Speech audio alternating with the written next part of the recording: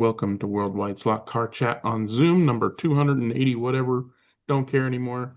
I'm your host, Craig Gab. The gang's all here. We got Mike and Don and Gio and Jeremy and Dewan and Garth and John and other Johns and other non-Johns.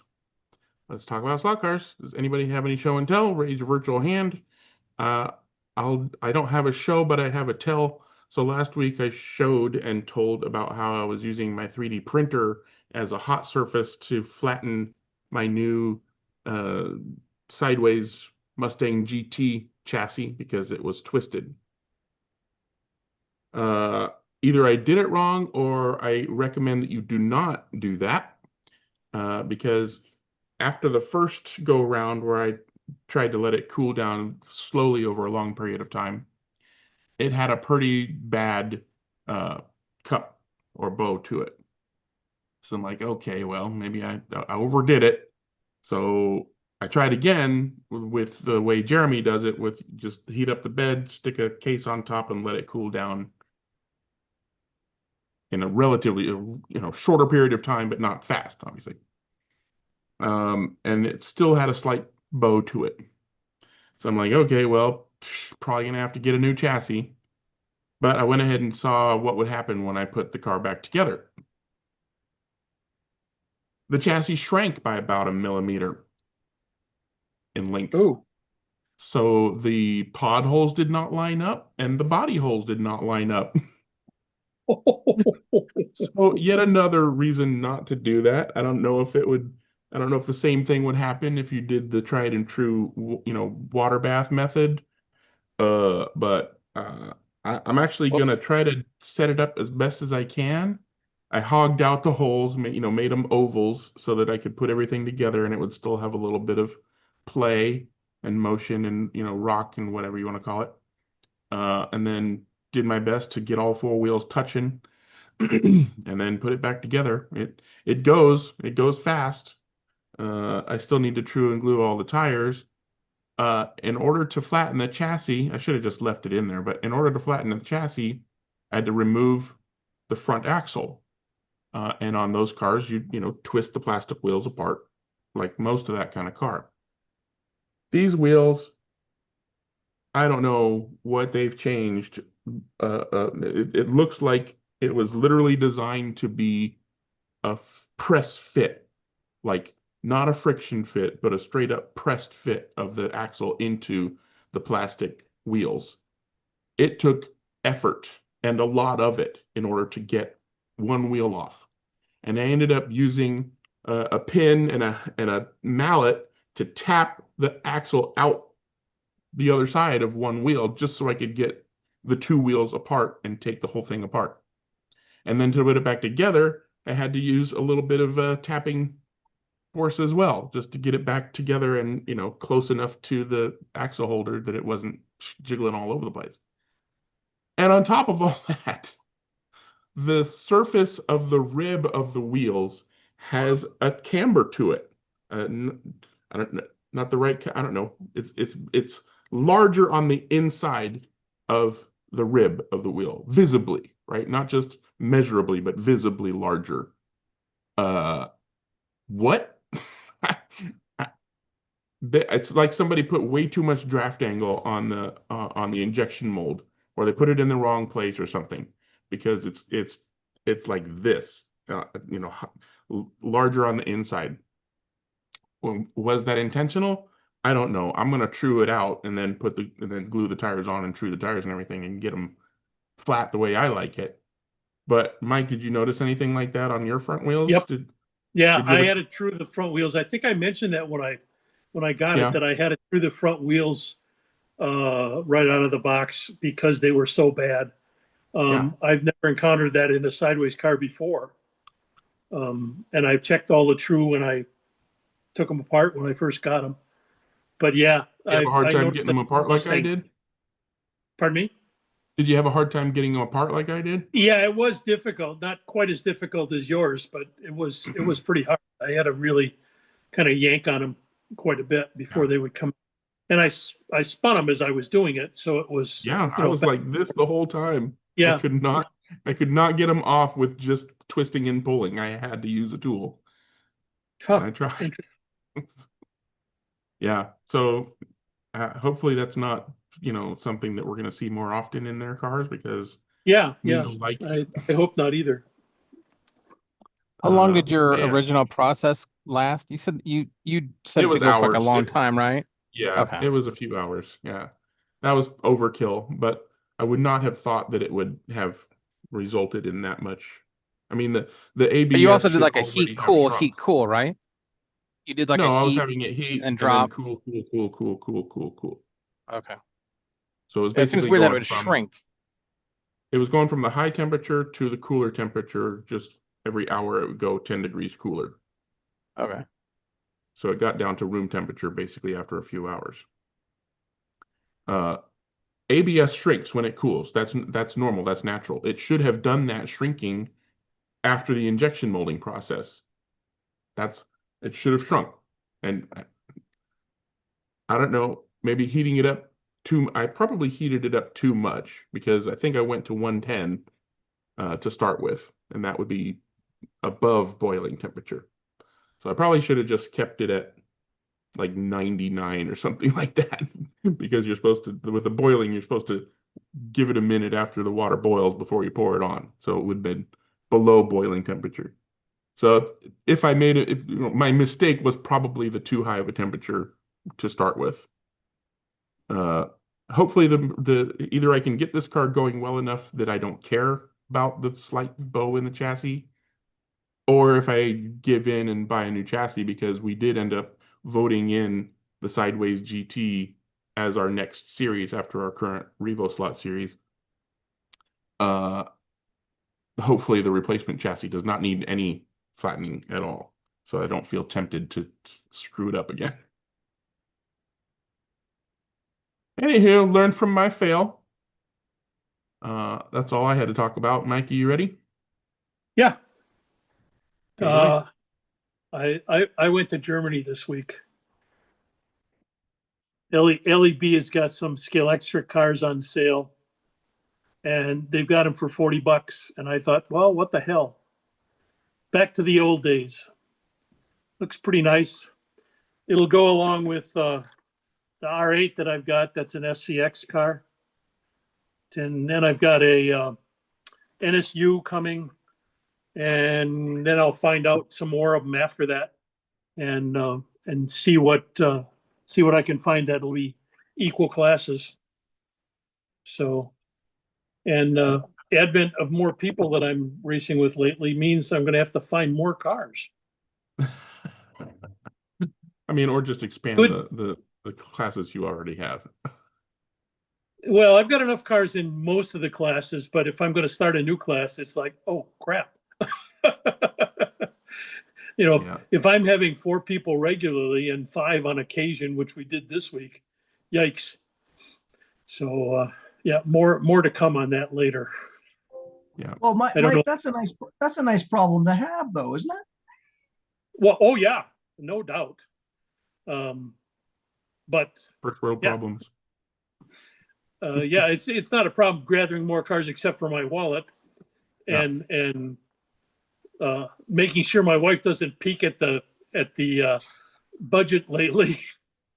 Other than that, As long as the bills are getting paid, right? yeah, really. I keep telling her, All yeah, right. you don't have that many years left of me, so what the hell. And you can sell it all when I'm gone, or give it to Greg and he'll sell it on. You can make tens of dollars. Yeah, really. Could make a lot on chips, for cripe's sakes.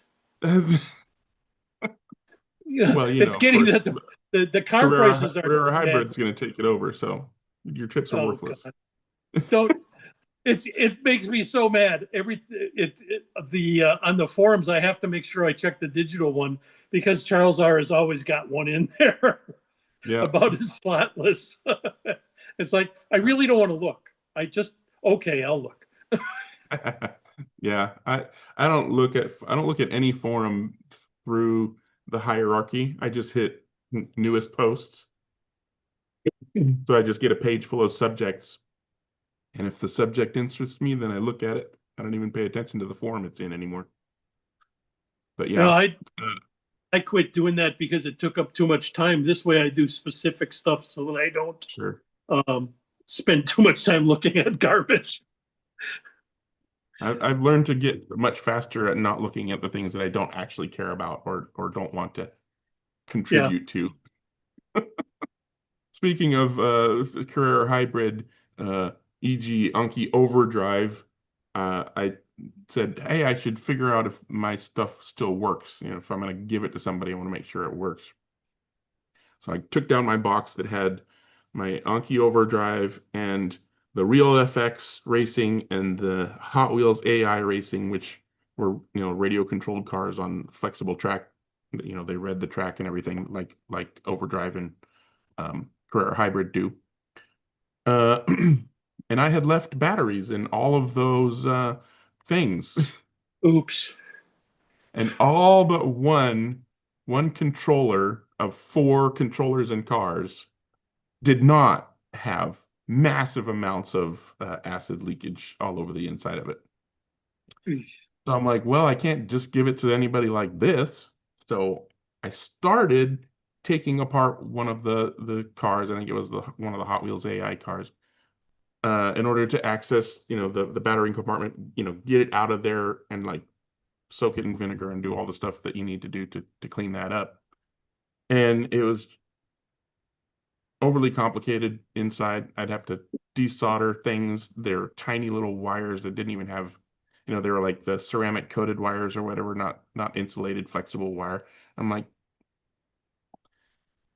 not only do I not want to spend all this time trying to get this thing working, assuming that it still works after I go through all that trouble, but I don't want to go through all that trouble and have it not work. Because in all likelihood, something else has failed in that hunk of electronics and stuff like that. So into the garbage, every single bit of Real FX Racing and Hot Wheels AI went. I threw away all the curved tracks and I kept the straight tracks because they are what kind of material are they? They're some kind of plastic material. They're very thin, but they're very flexible and strong. They don't they don't you can't tear them by hand, but if you get it started, you can tear it.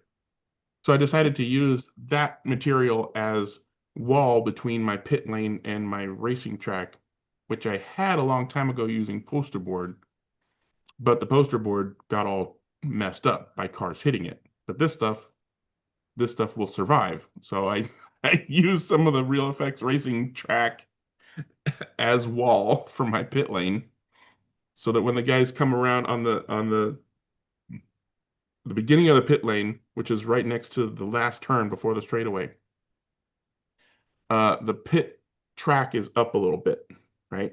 So if somebody comes out of that last turn too hot and they wag out and wag back, sometimes their car can hit that raised bit of pit lane track. And then they come out of the track and they're like, what the heck happened? I'm like, well, keep your tail over the rails and that wouldn't happen. But now I've put a wall there so they'll know that they hit the wall. That's all they need to worry about. Don't hit the wall. Anyway, so I made some use of what was left of the Real FX. How slippery is that stuff? Is it you know, relatively, it doesn't grab the plastic of the cars? Yeah, no, their cars aren't gonna have any problem sliding along it. And the only cars that even touch it are 1/24th cars, unless you're, you know, wiggling and wagging and stuff. And Yeah.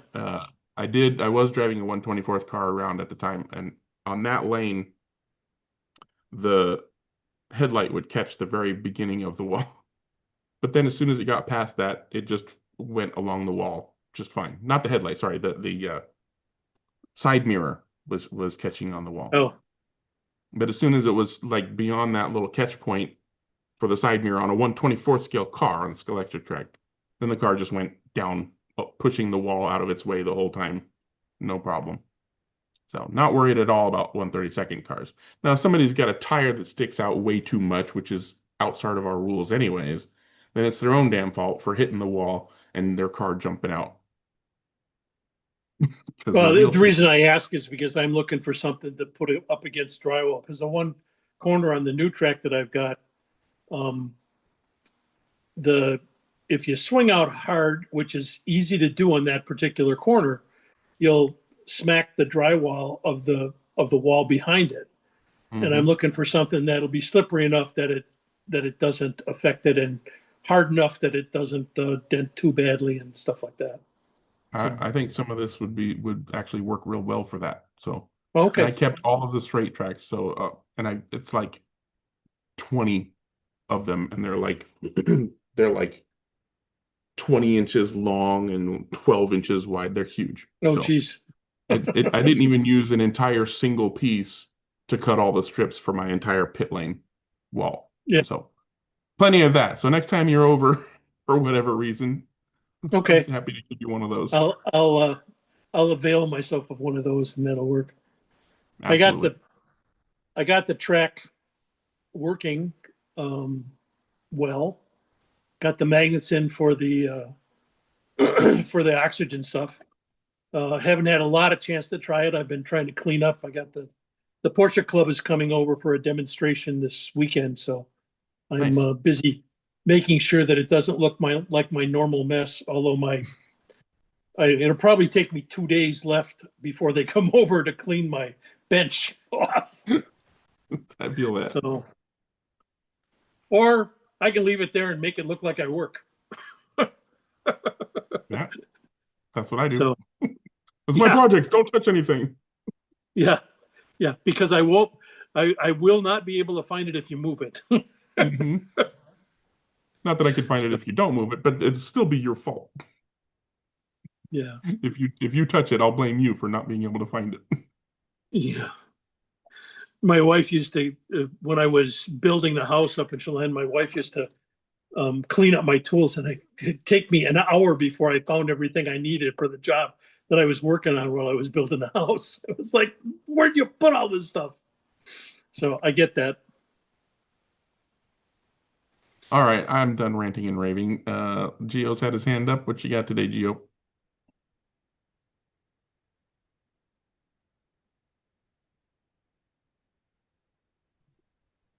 Okay, so talking about preparing cars for the people coming racing in your club. So this is one of the sideways M4, was a white kit actually, and I prepare it with the decals from MTR 32. So this, I think, is a 2024 car racing in the Nürburgring. Um, and 24. 24, Yeah. 2024, I think. Yeah.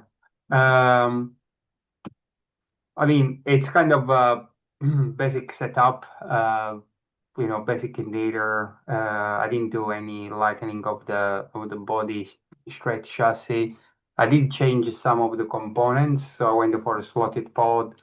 Um, and what else? I think nothing else. I mean, all the rest is all stuck. I changed the pinion with the 12 tooth, and then installing LEDs. So this is just a basic, front lights and back, rear lights.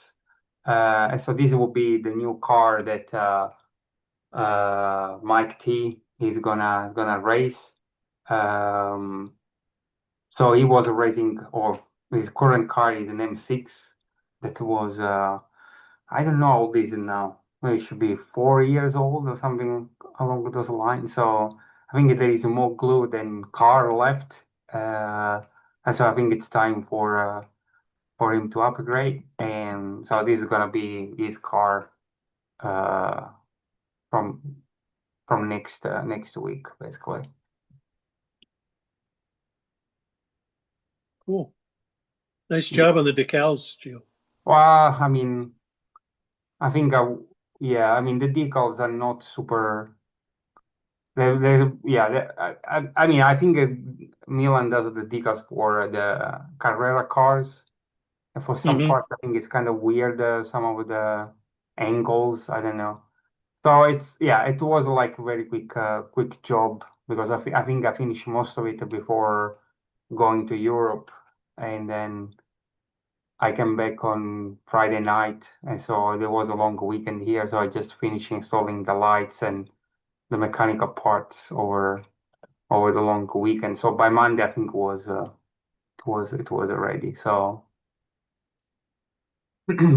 yeah. So let's see. I mean, it's a decent. Well, again, it's heavy car because I didn't change much. I'm using standard interior. I think the overall weights of the body is around the 24, 25 grams, but still can lap around I think it will be 5.8 in a good lap at 100% power during the race with other cars. So let's see how it goes. Sorry, Singapore, did you put a clear coat on your body at all? yeah. So this is I used the SMS 2 parts clear coat, which gives a bit of a nice shine. Doesn't look like, but yeah, I mean the pictures. Yeah, I mean person is a shiner than it looks like in the picture. Yeah, I think it's just the way the light's hitting it. Well, yeah. So so as you can see, the lights are pretty intense. So it was not super bright inside the garage. So for the lights of the car, right, and look so bright because it was pretty dark inside the garage. So maybe yeah, some of the other bits, I mean, some of the details like the shine of the clear does not come through. It's quite nice actually clear because it's pretty realistic actually when done proper when taking under proper lights. Looks pretty good, especially for old car. That's all for now. So let's see how it goes. Maybe this a Monday. I mean Monday. If we manage to have enough people for racing. Cool. Alrighty, go ahead, John. Oh, I just want to circle back on what Mike was showing. Yeah. Sorry, this is a bit of a heavy book. It's one of my favorite go-to books for like American sports car racing. Great book. If you can find one, by all means, grab it. Mike, here's your new class. There it is. All bugs. All bugs. Yep. And I think that was at Bridgehampton. So there you go. It was a real class. Well, I've seen one race at the historic races at Pacific Raceways. So, Okay. I know that they were raced in period. Yep. Um, Yep. And then So- they actually and tried this- to resurrect it for when they brought out the new Beetle because they had some races at Mosport with them. Oh, really? Yeah, Interesting. Yeah. Cool. Thanks. Yeah, Scholastic make several bugs. There was the blue and white one original. That was the first one, I think. And then the Bumblebee one, basically the rusty yellow one. And then the white one, and then a hippie one. I think there's a hippie one. There's probably more. And I think there's a Beetle, isn't there? Or did someone make a Beetle? I can't remember. I remember seeing one. Yeah, I don't think that was a Scholastic. That would have been too much licensing.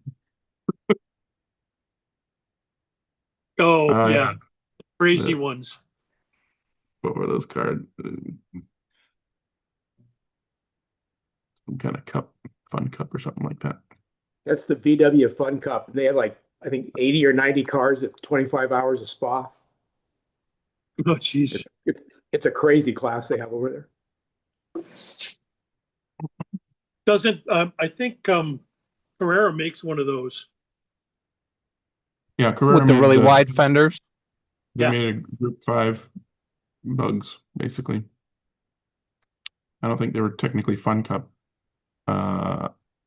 Pink Car or some of them, some other manufacturer did a line of Fun Cup Beetles. Maybe it was SCX or Monogram or something like that. I think Monogram, I think. But they are much more kind of sporty, let's say, right? With the wing. Yeah, this one.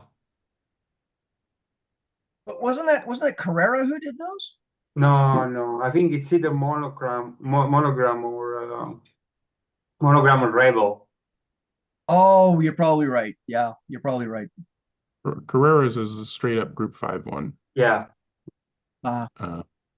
Somebody else did the new Beetles, several colors of the new Beetles.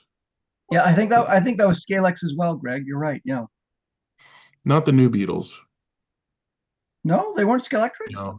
No, they were. I feel like saying Carrera, but at the same time, I don't think it was Carrera. It might have been Fly or something like that. But Dennis will Yeah. know. probably no. Dennis doesn't know. Where's Chris? Does he know? I'm sure we could Google it and Might be find it pretty somebody. quick. It might be somebody like Slot Classic or Top Slot or Team Slot or one of those. Yeah, I one of don't those. actually know for sure. Anybody with some Google foo can find it if they really want to. Geo, find it already? You mean these ones?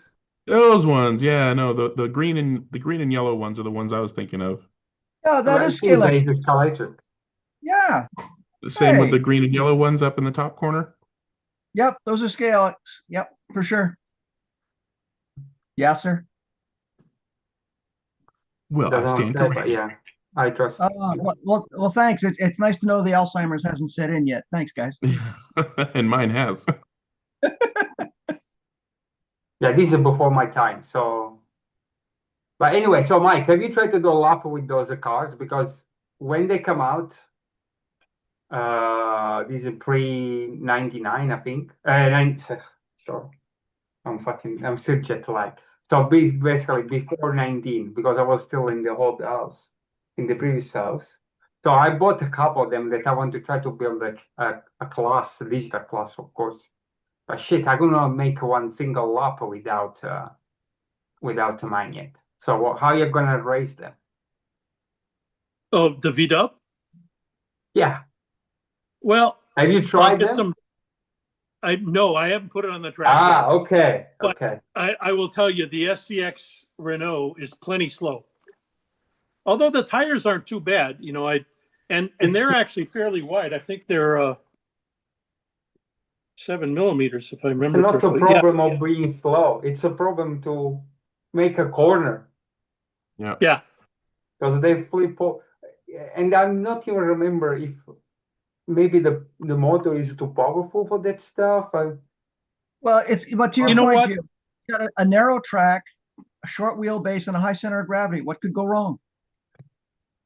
Yeah, with the very Not shitty enough lead. chassis, very shitty rubber. So I would definitely not expect the NSU and the Beetle to be anything like the SCX on track. Because that big heavy motor in the SCX is going to keep it more planted than the other cars are going to be. And even then, it's probably going to be an easy rollover. But the Beetle and the NSU, the Yeah. NSU, which one are you Get some talking about? lead. Which NSU are you talking about? The Rebel one? the Rebel one, Yeah, that's the one I have. there's somebody they've got a used one at Cincy Slots that Okay. I'm going to Yeah. pick up. Because I remember on Slot Forum there was this guy that managed to chip these NSU Rebel cars that are super tiny, and I think they were not going that bad around the Scalextric's track. We So, in fact, I run. bought a bunch, but They're not terrible, but you definitely need them to slide. So low traction, not no traction, but low traction, and or lots of lead under the chassis. Because So Yeah. and I or have lots Motorville of as magnet. shoot. It's definitely going to be too much motor. It's the Yeah, standard Scalextric yeah. FF 050. Well, Mike, I can have you, some 18,000 RPM motors that I'll put in it uh, right away. sorry, I sound like a noob, but in digital, can you adjust the voltage? Can you lower the voltage? You can change. You can I lower the can power. lower it through the RMS, or I can, but or I can, put a resistor in it to do that.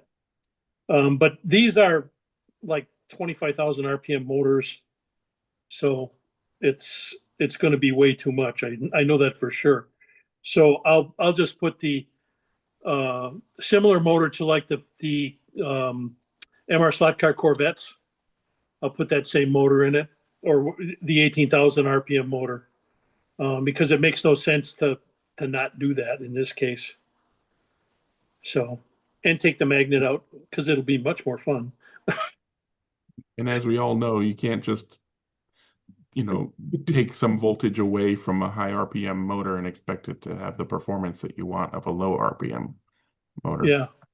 So, The other part of it is, of course, they don't have much brakes. So, yeah. It'll be interesting. Yeah. If you've got 18Ks yeah, I would definitely swap those out. That'll make things a lot better. Yeah. But I think, if I get a decent set of tires under it, it might be okay. If I can get No. them fairly equal, that'll be fine. Then I don't have to do too much Leave the mussing stock around. tires. You The don't want what? good tires on them. So Unless you're Greg, going to what put you're a whole bunch of lead in that chassis. so Greg, Yeah. what you're saying is Yeah, that well- you want to under tire the car, right? Is that what you're saying? Yeah, you want them to slide. Yeah, Those you things do. and the narrow tires actually aren't going to help it slide. They're going to help it dig in. So Yeah.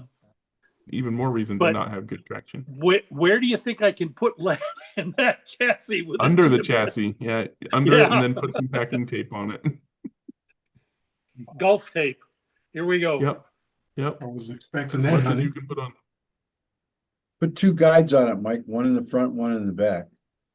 It won't keep it from rolling. No. That's where they're weak, is they roll so easy. Yeah. Maybe All right, any I'll other- finally get my my shit together and get a vacuum former and make a decent interior for it, because it's a deep interior, Oh yeah. as you can see. So it's Yeah. like, oh crap. So I need to put my standard piece of card in there with a driver and a steering wheel, and that's it. Yep. So we'll see. At least it's a clip out interior. That's nice. So yeah, I think I can tame it. These are really old ones then. I mean, old ones. I mean, these are pre-conversion to go for a pen kind of off interior electric. Yeah, which I think was around 2019, 2018 when they started doing that. Well, this one's got a DPR. So Yeah. DPR was already there. But yeah. I think that this one have like even screws that from the chassis they Oh, screw into yeah, the yeah, for sure. into the You interior. can see the So, screws next to the Yeah. Yep. in the middle Yeah. there. yeah, nuts. All right, any other show and tells? All righty, club corner time. Anybody got racing they want to talk about? Oh, Raise your sorry to hand. interrupt. I put into the chat, if anyone is interested, what happens to a real race car when you over tire a car? It's only 40 seconds long. I invite you all to watch it because it's They built these roads interesting. as if they knew we were coming. Stupid ads. God damn.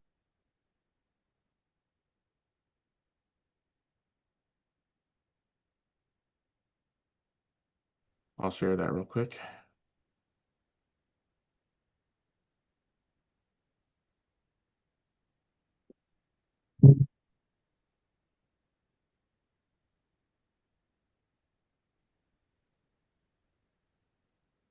Wait for it.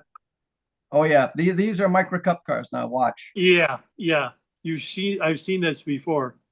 Yeah, well, the race car this is taken from was one that I was helping manage.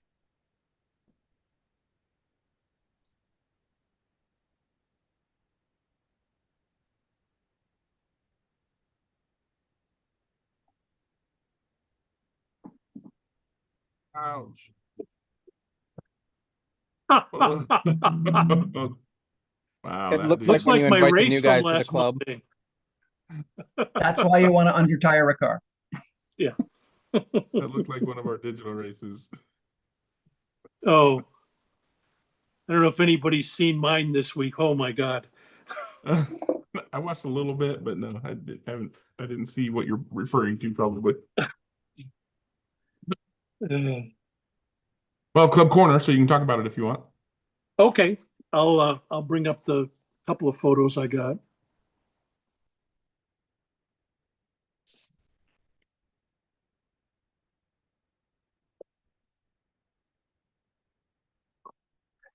Okay, the first race, it was to actually see if the new class of Revo slots is comparable to the GT cars that I've got. Mike, can I just interrupt for a sec? Those cars look really nice. Oh yeah, the Revo slot cars are wonderful. They are really, really good cars. Any rate, we raced the Mazda RX-7. This is its first race. Straight stock out of the box, except for the chip. And I trued the rear tires. I think that's it. I didn't even true the front tires. And it was literally faster than the other two because it's 15 grams lighter. So same motor, same style of chassis. Well, not quite the same style. It's got the split chassis that you're familiar with the G Group 2 cars. And it was quick. It was under 8 seconds a couple times. I set fast lap time for the qualifying, and I took home the trophy by about 4 laps without any problems. We were even up. Lap times were pretty close. With fuel load differences, there was a significant. You could see what happened, and it was mainly to seeing who could stay on the best and keep it all together. And in this case, that was me. So that worked out pretty well. It was just Shiggy and Joel and myself, and then 2 ghost cars, which always makes it exciting. So we had 5 cars on track. Then for the second race, Ellen and Jason joined us for Group C cars. And oh my God, if you want to see chaos, the definition of chaos is the video I have up from Monday on this race. It's like, holy shit. It was unbelievable. It was actually enhanced by the fact that the garage that I've got this stuff in is really, really well insulated, like R60. And I have one small heater in the whole place that heats the whole thing. And I generally keep it at about 65, 66 degrees, something like that, because I like it cool anyway. Well, in this case, that was a mistake because I took the track temp at the end of the race afterwards to figure out why we were having so much trouble. And it was 74 degrees with just 5 people in the room and all the goings on. It was crazy. So what happened is that I set up, in this case, I set up I think I have 13 Group C cars. I went through all of them and I gave the fastest, best handling cars to Ellen and her friend Jason, who came over this is only his second race. And I figured, well, that they'll at least have a chance. And I turned down the power a little bit, not enough for sure. And the rest of us went racing. And the times for Shiggy and Joel and I were pretty close. Joel outqualified Shiggy. Shiggy did it on purpose. He sort of sandbagged the qualifying because he didn't want to make second place and be in the outside lane. He wanted to be right behind me, to stay behind me. So it was disorganized chaos. There were crashes and stuff like that. I think Joel got a little upset and started booting people in the middle of it, because he's a analog track racer and doesn't like anybody in his way. I tried to be kind on it, but it happened to me too. I mean, I booted people accidentally, but it started out with me getting booted, and it got worse after that. So I played catch up, but I finished about 10 feet behind Shiggy in the end. The way I set this up is I picked the cars. I gave those two the cars that I thought would work best for the newbies, and then I picked the slowest car of the 4 that were grouped together in lap time. So I did 13 cars, setting up and lap timing them, then took the mid pack of 5 of them and chose the worst of the 5 for myself, and then we did a blind choice for Shiggy and Joel, and it ended up that they both ended up with 956s, one red and one blue, one red and yellow, one blue and yellow. So it was interesting. So it was a good race from the standpoint of being close. Shiggy and I were very close throughout the whole race, and Joel was ahead for a while too. It was one of those things where it went back and forth between the 3 of us, and it worked out pretty well. But there are a lot of crashes. I don't know, it's really hard to get newbies to not do stop start, and most of it, what I saw in this particular case, is they brake too early and crash the car. So what they'll do is they'll brake and they'll actually stop on the track and then try to accelerate really hard to go through the corner. And they haven't gotten the feel yet to, put on a little bit of power, but not much. So at any rate, it was good fun. It was, there was lots of crash bang, cars flying. No cars were damaged to speak of, but we had a great time. And this is how it ended up. Shiggy was first, I was second, and Joe was third. Ellen was fourth, and Jason was fifth. So anyway, that was a good Let's go back to your race. first picture. Sure. Thank you. Now, that Mazda is geared the same as the Group 2 cars. And you said it was faster than your GT cars? Mm-hmm. Is that? I haven't checked the gearing on it. I really didn't. It is. The gearing is the same gears they use in the Group 2 cars. Like when I talked to Alan, he said they raced that car with their Group 2s. Because like the Opel and the Mazda were racing at the same period in time, just not in the same series. And the groupings were the only difference is I was just trying to figure out, because I know the tires are a little bit taller, but I can't imagine that it beat the GT cars. So that's what I'm a little. Are your GT cars a little slow, or did something you just get a miracle out of the box here? Because it doesn't seem like it should keep up with the rest or with the GTs. Yeah, I agree with you in that regard. The motors are the same in all of them, so it doesn't make any difference there. The gearing may be different. I just think the GT gears are a little faster usually with as torquey as that motor is. But well, on my put one of your Group 2s on and test that as well. Let's just see what happens then. Well, I just not now, obviously. Interestingly, no. Wait a minute. I tested them just before I got on here. Okay, and they're 0.3 of a second slower than the Mazda. So it's, the fastest car I have is the Alpha in the Group 2s. So I got a quick question. The Mazda, if it's geared like a Group 2 and has smaller wheels than the GT cars, are you running magnets? No. No magnets. Don't run magnets. You basically got a Group 2 car in a wider chassis. It's going to be a lot wider by the looks of it. Yeah, it is. And that could be why. I think the the diameter of the wheels makes a difference because it's a larger diameter wheel than the Group 2 cars, for sure. I think But it's smaller than the GT cars. Yes. Smaller diameter. Well, you know what? I say that, but I don't know for sure, but I have it right here. I'll measure.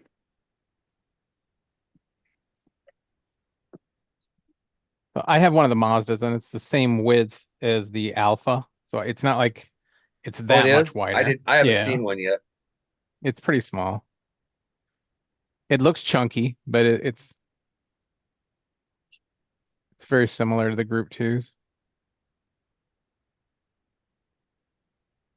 So his Mazda Oh, is faster than his Oh, there it GT is. cars. Never The mind. question, yeah, I Mike, just the can't figure question that is, out. my question is the Mazda faster than your other Group 2 cars? Is it faster? Yes.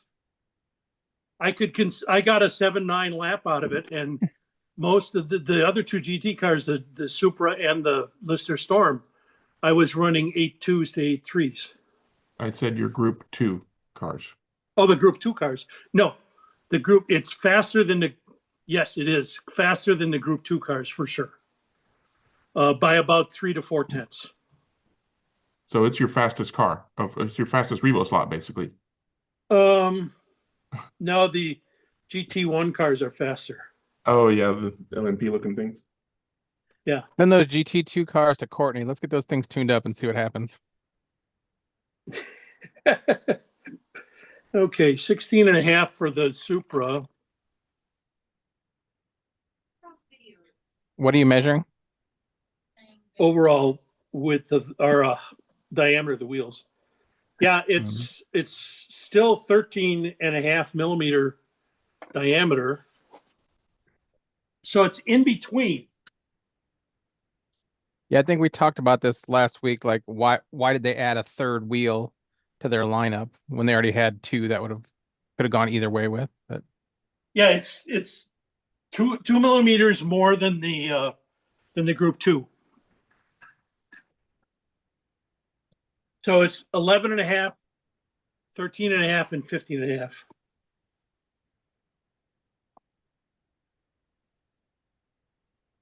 I'm just measuring the rear wheels. Yeah. So if you let this run in Group 2, you've obsoleted every car that everybody has. pretty much. No, Also, they raced it against the GT2 cars. So, it was fast enough to keep up with them. That was my idea. 15 years later, cars that are 15 years more recent. Looks a little odd, but that's okay. I think the only cars that it can really run with right now from Revo slot are the Porsches. They have like the weird Porsches from the 77, I think. The 934s. Okay, yeah. I think those are the only, I guess they're making a new class, but yeah.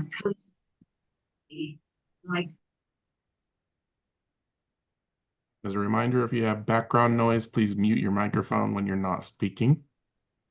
And Mike, I also wanted to suggest that the next time they're over, let the newbies do some practicing using that method that I showed a video of. Basically, have them start at the beginning of the straight, and then practice just blasting it and letting go as fast as possible. Right, just blast and let go, blast and let go, blast and let go, so that they learn that, right, and then challenge them to get further and further down the straight before they let go without going through the turn, right? The only thing you're doing is having a drag race to the end of the straightaway, learning to stop at the right point. So get further and further down without crashing, right? And then once they've kind of got the hang of that, then after you do that, just slightly pull the trigger, right? Go slow around the turns and then blast it in the straight, let go. Slow around the turn, blast it in the straight, let go. Slow around the turn. A few laps of that, and they'll probably have it. Well, Ellen's pretty good at it. Oh yeah. I think there was so much going on with 5 of us on the track that it was hard for her to get a handle on it. And like I say, it's only her 4th race, so. Was she the one stopping dead right before the turn? No, Jason was mostly. Yeah. So I'm talking about Jason then. Yeah. Yeah. What I'll do is, I'll check with you. Are those in your tech series videos or? No, I don't think I put it in that playlist, but it's not too old. It's a few months old. I call it Okay. like slot car racing basics or something like that. Okay. I'll look it up and maybe I'll have them take a look at it and, Yeah. and beforehand, and that way they have an idea what we should do is then do the practice stuff afterwards and see. It's a little hard because she and Jason both come, they don't get done till 5 o'clock, and then they usually want to be done by 6:30 or well by 6 or so because they want to eat dinner. So so that's a little bit hard, but I'll keep that in mind and look for that video, and that'll probably help. Anyway, I was pleasantly surprised about the Mazda. Yeah. So and it's a really stable car. I think I've got 3 grams of weight in the back to offset the chip, mostly. But it's a pretty nice car. So I'm happy with it. I got the Mazda because I thought, well, you know, if it's a new class, it might be worth looking into. And we'll see. But if I can run it with the GT 2 cars, what the hell? You know, if it runs that fast. I'm not sussed about, you know, whether it ran in period with the same cars or anything like that. It's not that big a deal, but it is, you know, the Supra and the Lister Storm weren't that far ahead of it, if I remember correctly. So it's not like they would be out of place. Maybe the RX-7, they'd run RX-7s, and you know, some older cars would be running a lot of times too in most races. So, you know, it doesn't bother me. And I'm gonna pick up one of the Porsches eventually when my finances recover from my the new track and all the other stuff. So we'll see. But yeah, I was happy with it for sure. Cool. All right, I'll stop your share real quick. Oh, okay, thank you. Jim, go ahead. I just have a quick one, and it's not a race report, but it's a race announcement. And this has been, people around here have known about this for a while, but it's officially up now. So the Mosler Challenge or the Mosler Showdown at Motown Raceway, first week in December, 2-day race, qualifying and an IROC race, not with the Moslers, on Saturday, and the heats and the mains and the last chance qualifier on Sunday. And it's pretty much a spec race. You run the current Mosler, the was it Series 5 or whatever they call it, with a sidewinding motor, and there is a spec wheel, there are spec gears, and you run an NSR guide, and that's about it. So it's a pretty simple car to put together in terms of what it is. And I think it'll be pretty easy to tune, and it'll probably be pretty fast. I would think they'd be about the same as the GT3 cars. They don't have as much power. The 25K, I don't think is as powerful as the 21.4 angle winder, but it is 8 grams lighter, so it should handle better and probably be easier to drive because the angle winders can be a chore to drive or a pain to drive if they're not set up right because of the torque. So I think it's going to be a good race, and hopefully we'll see some people from here there, like Dwan or Dennis. We've got commitments from 4 or 5 people from SoCal already, and so hopefully it will be a good race. Hopefully we get a lot of people out for it. Is there a width limit on rear wheels or anything? Well, you mean as far as the track or the wheel itself? On the actual Mosler, I know it comes with rubber tires and they're really wide. Whatever, you know, whatever the tire and or wheel, whatever's the widest portion of that can't stick out of the body. But we're not using the wheels that come in the kit. We're using the 5018 wheels that have been anodized black, so it's a spec wheel.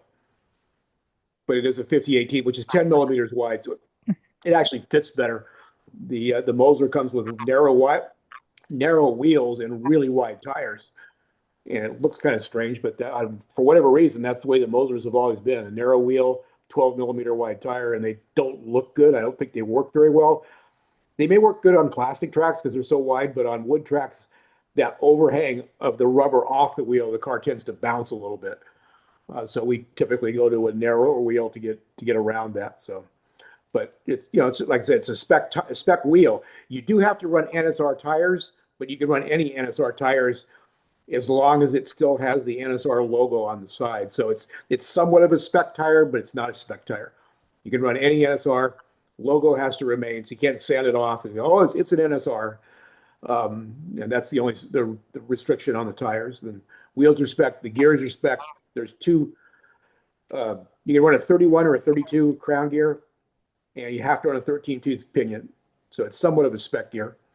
So, like I said, pretty easy, not too many decisions to make where people have to go and test gears, test tires, and all that stuff. So trying to make it as simple as possible in terms of making it easier for people coming from out of town that don't have the time to test. Cool. Sounds fun. All And right. it was, Any well, other? the original plan was it was going to be a companion race to the Mosler race at Electric Dreams, but Electric Dreams changed their NSR race to a Formula One race. So this has always been planned. So that's why this is still a Mosler race. All right. Any other racing anybody wants to talk about? Actually, right, pretty yes. good that it's a Mosler. It's actually pretty good that it's a Mosler race, because otherwise there are no Mosler races anymore. No other classes that allow Moslers. Want to see you out there, just Dennis? just about every other race has always said no Moslers, you know, Yeah. because they're so much better than so many other things. Yeah. Question love to on see your you. Question on your tires, Jim. You're going to be allowed buying the non-Evo tires, the older compound, if somebody uses them? There's no way to check that. So the answer is yes. We got some spec tires from NSR for the previous race we had, and they're dark gray, but we had some grading issues with them, and I don't really mean to bash them, but it seems like this latest batch of NSR tires we got is different than the other batches, and that's why Motown decided to go back to bring your own tire and to kind of get around that, or to alleviate people's fears, because some people had problems with tires, some people didn't. And so it was originally planned to be a spec tire race, but he changed it to an NSR only tire race. What about offset bearings? To alleviate the fears that some of the people had that this batch of tires just wasn't very good. What about the use of offset bearings? No, stock bushings. Stock only. bearings. Okay.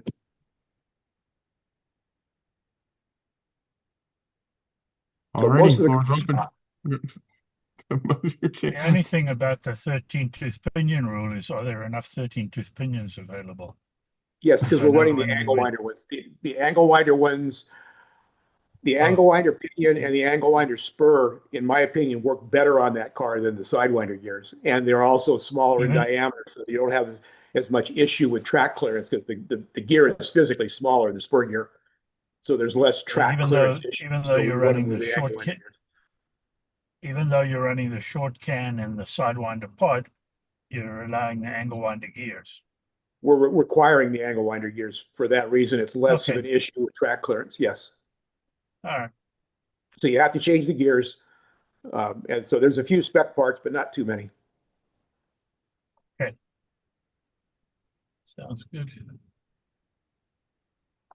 Every time I open my mouth, I interrupt.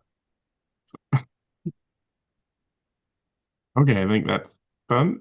So, floor is open. Jeremy said he had an idea for a topic. I've got an idea for some chitter chatter. What do you got, Jeremy?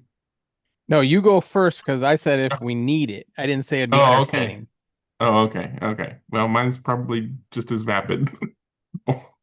or less or more. I don't know. Anyways, my topic was based on a topic that popped up on Slot Forum recently, which was basically, sorry, got distracted there. Basically, when you want to just go run some laps, do you have a go-to car? You know, not going and racing with the guys or necessarily setting up a car to go racing, but if you're just gonna go run some laps on your track to chill or whatever, do you have a go-to car? And if not, you know, what do you do? So I'll answer the question first. I do not have a go-to car. Whenever I feel like running laps that has nothing to do with tuning for racing, I basically just will open up my drawers, take out a car, plop it on the track, run it a few laps, clean the tires, run a few more laps, put it away, take out another car. Whichever cars I feel like at the time. Sometimes it's the foam tired hot rods, and sometimes it's the hard tired rally cars. Just and almost never more than 20, 30 laps for any given car. And then I'll just put it away and do another one. That's how I chill. What about you, Garth? Mine is any slot.it Ferrari F40. With one of your chassis under it. Or not. Or not. Or not. All right. Anybody else? Nobody just slots and chills anymore? I don't have enough time. And yeah, all the time you have is dedicated to setting up cars for Yeah. racing. Yeah. I I literally, don't have a track anymore. What? What? I don't have a track. No? I don't remember that. I sold mine. Oh, you're Well, kidding. Lucky guy who bought it. No. Yeah. Are you Yeah, downsizing? I sold it about 2 months back, I guess. Yeah, definitely don't remember that. I was probably missing off the chat at the time. Yeah. Yeah, that the homeowners association wanted to paint the outside of our houses. So I had to take it down so they could have access to all the walls, and decided it was maybe time to get rid of it and think about building a new one. And I had a guy who races at Electric Dreams who was looking for a track. So I sold it to him, and I haven't gotten around to replacing it yet. And I took the roof off the patio where I had the cover over the patio, and my wife prefers it like that. So I don't know quite what I'm going to do yet, but it'll come. And when I do it, it'll be a little different in concept because I'll need to be able to move it around quite easily so that I can clean that patio a lot easier than I used to be able to with the track standing there. But is the one on the call? I didn't see him. He was here earlier. I don't know if he's still here. Yeah, he's oh. still here. A couple of What did he years say? back, I did some work. A couple of years back, I did some work for him. I restored a bunch of his Revell cars, his old vintage Revell cars, Yeah. and swapped that for a monogram Riverside race set. And so a week or two back, I actually took the race set out and I set it up on the floor of that patio, and drove around it and had a great time for a weekend. That's and awesome. realized that driving slot cars on the floor is something that we did when we were kids, and just not something you want to do when you're our age anymore. It was fun racing, but it was not fun having to get up and get down and get up and get down. Yep. Even with a grabber, you still got to use your hand to put it back on. Yeah. So, but to answer your question, yeah, I'm exactly like Greg. I'll pull out a drawer of cars and just go run them. That's what I used to do. And there were stacks of them that I would never be running in competition nowadays. So, pull out a drawer of fly cars and just run all my fly cars one after the other. Yeah. As noisy and as bumpy and scratchy and whatever they are, they were still fun to race, to drive. Give them the love they haven't been getting. Yeah. Every now and then I get like the Carrera cars. You pull those out. First thing you got to do is put new tires on them because they're all melted or whatever. Yep. Anyway. Anybody else? Right. I have a go-to there's- car that I keep on my track when I'm just screwing around. It's my primary runner is the Revo Slot Datsun 510 because it runs well. It's nice and smooth and it's Revo Slot, but I had such high hopes for that car. I thought that was going to be my primary go-to car, and it's just such a dog when compared to my Alpha. But Mm. I like to run it because that's my favorite car of all time. So I just sits there and I run it nostalgically when I fire up the track. It's always the first thing I run, and then I weep a little, and then I go back to doing what I was doing. The Revo Slot Datsun 510? Oh, the 510's a dog compared to the Alpha. It's not even close. No, I mean Because the the Revo tires you Slot. can't get them any wider, so they always rub on the bottom, and it's just like it's a nightmare to get it even just respectably running. Yeah, he means All right, the that's me. Revo Slot. Yeah, the Revo Slot one. It's just Yeah, it sits as way opposed too to the low. Slot. No, as opposed to any other Revo Slot Group 2s.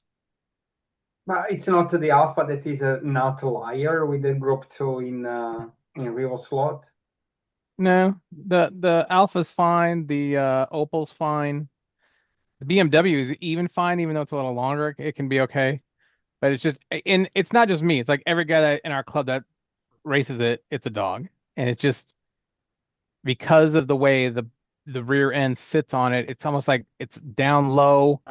If they'd give it a little more wheel well clearance there, they'd have had something. But they made it too accurate. They should have went the NSR route and just made it work better than look good. Well, I raced that car in our digital Group 2 class. Yeah. And it is as competitive as the others. I mean, it's not a dog. I mean, but It's yeah, a dog. I don't know. I had a question for Dennis. I was listening, how was the surface reaction to the new cars on that monogram? And actually, it's not bad at all. Once it was clean, they ran pretty well. I had no major problems with rubber tires, but I did have to clean it all, get all the dust off and so on. But yeah, it was pretty nice. Not, Okay. I wouldn't say it was as good as a flat latex surface, but it wasn't far off it. The cars ran great. Yeah, I had a lot of fun. Yeah, Okay. Monogram made great track. It's really good. Yeah, the quality of the track is really very, very nice. You've got to be a Yeah. little careful because it's very brittle. Yeah, the tabs but especially. Yeah, the tabs are very brittle, but it's flat, and the rails don't corrode, and the connectivity is good. And the only thing that I had, Duane, was didn't realize that everything worked except the controllers in that set, and I think you told me that at the time. But Well, I didn't test the controllers out. I spent about 2 hours trying to get those controllers to work. No Actually avail? opened them up and cleaned all the corrosion off them inside and everything, only to find out that it's really, the issue is inside the plugs where they plug into the track. And so I just couldn't get them to work. So I just used some of my other controllers, and that all worked fine.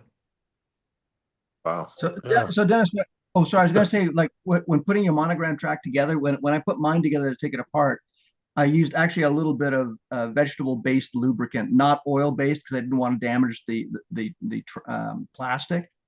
And also, it was a lot easier to wash off as well once you're if you decide to put it away. But that works really well to get the track in and out. Like sunflower seed oil or castor oil? Or no, and believe it or not, it was Mazola corn oil. Okay. Yeah. That was a Revell monogram track. Is that what you guys said? No, it's monogram. Monogram. Revell monogram. It's monogram. The original monogram from the 1960s. Yeah. Yeah. Like a sandy, like a light brown color. Yeah, I really love the look of that track. Yeah. It's very, very nicely done. Yeah. let me share something. Is this the type of, is this the track? Is this the one you guys are talking about? Like this material? No, No. Okay. No, that's Revell. it's a real.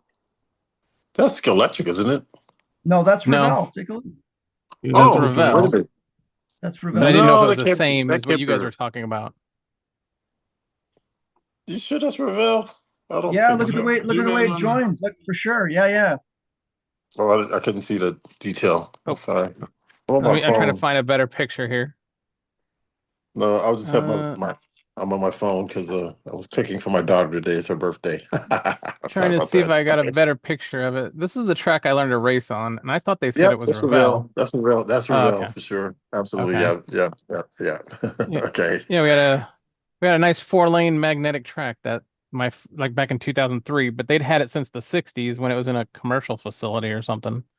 And Wow. they took all the leftover track and they built 3 different tracks out of it in home uses like this. And so that was where I learned. That's cool. That's Revell. You got some people call it Revel. Rebel, yeah. Yeah. Okay, cool. All right, Jeremy, what's your topic? Okay. Go ahead and fall asleep, Gio. This one's gonna bore you. There you go. I used artificial intelligence. I asked it to give me the top 100 ready to run 132nd sales slot car clubs in the world. Now I asked it sort that by like how many hits their web page gets, how many members they have in the club, how often they get, just use every metric you can to give me the top 100 clubs, which it does. Now most of these are in the European Union or the UK. I think we don't get to the US until far out, makes an entrance at number 11. But that's not the point of the contest. The point of my contest here, or not really a contest, what I was doing here was I was trying to find what slot car brands are most of us racing. So if you're in the top 100 club, and feel free to throw out an answer what you think the brand is that most of these clubs have in common. And I'll tell you, I'll go down at the bottom and it'll show it, but 80% of these clubs race this brand, and that was the most popular brand. So there's no definitive way to do this unless we get a poll out to every club member and every person in every club. But looking at their data and what they have listed on their classes of races, this one is 80%. Does anybody have a guess? Throw it either in the chat or just spit it out. Slotted Group C. Slotted Group C is an excellent choice of a guess. Anybody else? Slide it. NSR GT. Okay. Electric. Slotted NSR. Okay. And it, So I'll keep going. Yeah, go ahead. Throw me what you And the got. slot. Thunder slot's very popular. Well, let's just start with the brand. Then I'll tell you the class. So which brand worldwide shares the most in common with all these clubs? Fuck, my Anybody club else? is 19 up there. So where's your club? It's probably Nick? Electric or Carrera. 19. Auckland? You're 19. Yeah. Congratulations. Is that 3 of you or 5 of you? Yeah. I would say NSR is going to be at or near the So- top for. You were very close. I agree with Dennis. It's going to be Ski Electric's a Carrera. It's 100% Scale Electric. 80% of the clubs are still running some form of Scale Electric, which it makes sense to me because like in our club, I think we have 2 Scale Electric, like Scale Electric Trans Am and then Scale Electric something else we still run. Then Slotted, then NSR, Carrera, and then the one that threw me off was Ninco. Like But there's still clubs running is Ninco. data historical data? Because This is some of just what them might AI have, could go out and get. It's not 100% factual either. It's just what AI can pull from data that it can gather. So, like I said, if we wanted accurate results, we'd have to get a poll of every person racing slot cars, which is impossible to do. So, if it found your website and it seen you were getting, 1,000 hits a month, it would move you to where it thought you were placed 32nd in all the world standings. And then it would look at your website and go, what classes do they run? Okay, they run these 4 classes, and it would capture that, and then it would compare it to everybody else. But Scale Electric is the brand 80% of the clubs run. Now, I assume most of that's because of the UK. I wish Wayne was here to confirm this, but I assume a lot of the UK clubs still run a lot of different scale electric stuff.